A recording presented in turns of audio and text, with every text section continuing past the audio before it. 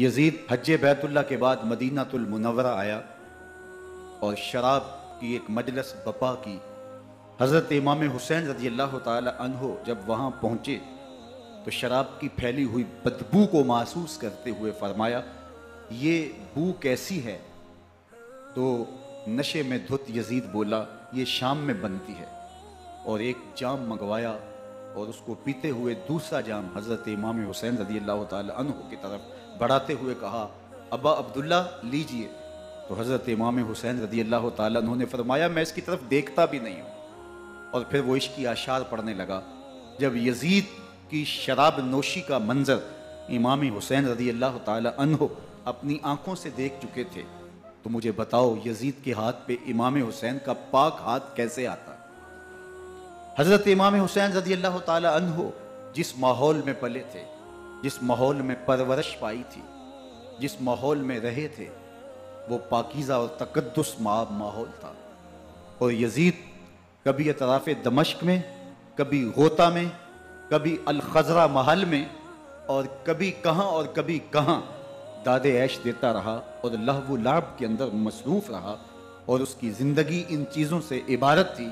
وہ محرمات کو حلال قرار دیتا میں رچی ہوئی تھی اور شریعت بیضا کا مذاق اڑایا کرتا، اور حسین ابن علی رضی اللہ تعالی عنہ کی دوستیاں جن لوگوں سے تھی وہ عبداللہ ابن عباس تھے، عبداللہ ابن عمر تھے، حضرت عبد الرحمن بن ابو بکر رضی اللہ تعالی عنہ تھے۔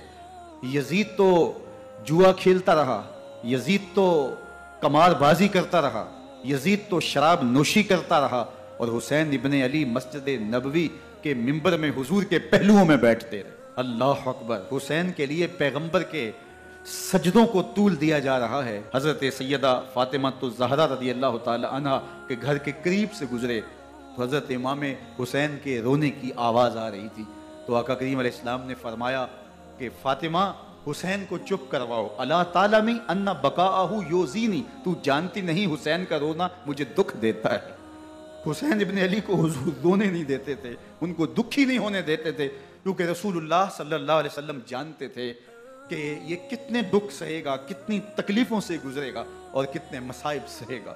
زمانے نے وہ گھڑیاں بھی دیکھی کہ حضرت حذیفہ بن یمان رضی اللہ تعالی عنہ فرماتے ہیں کہ میں حضور کی خدمت میں نماز مغرب کی ادائیگی کے لیے حاضر ہوا، اور میں نے یہ اجازت خاص طور پہ اپنی ماں سے اس شرط پہ لی تھی کہ امی آپ مجھے اجازت دیں، میں حضور کی خدمت میں حاضر ہوتا ہوں، مغرب کی نماز بھی ادا کروں گا، اور پھر حضور سے عرض کروں گا حضور میرے لیے اور میری ماں کے لیے بخشش کی دعا کر دیجیے۔ ماں نے اس شرط پہ اجازت دے دی اور میں حضور کی خدمت میں آ گیا، نماز مغرب ادا کی، سلام پھرا، لیکن حضور عبادات میں، ذکر میں، نوافل میں ایسے مشغول ہوئے کہ میں آرزو رکھنے کے باوجود بھی عرض نہ کر سکا۔ عشاء کا وقت ہوا، اذان پکاری گئی، حضور مصلی پہ آئے، نماز پڑھی، سلام پھرا، اور حضور اٹھے اور کاشانہ اقدس کی طرف چل دیے۔ اب میرے دل میں یہ خیال رہ کے آ رہا تھا کہ ماں کو کیا جواب دوں گا، میں تو حضور سے بخشش و مغفرت کی دعا کروا ہی نہیں سکا۔ جب حضور چل پڑے تو غیر ارادی طور پہ میں بھی حضور کے پیچھے چل پڑا، تو حضور نے رخ پھیرے بغیر فرمایا من ھذا، میرے پیچھے پیچھے کون آ رہا ہے؟ پھر خود ہی کہا حذیفہ تو نہیں؟ تو میرا دل دھڑک رہا تھا، قلت نعم، میں نے کہا جی حضور میں حذیفہ ہوں۔ فرمایا ما حاجتک غفر اللہ لک ولامک، کیا کام ہے؟ اللہ تجھے بھی بخش دے، تیری ماں کو بھی بخش دے۔ اب جو کام تھا وہ جنبش لب سے پہلے ہی ہو گیا، یہاں تو لفظوں کا سہارا بھی نہیں لینا پڑتا، وہ بند لبوں کی بولیاں بھی سنتے ہیں۔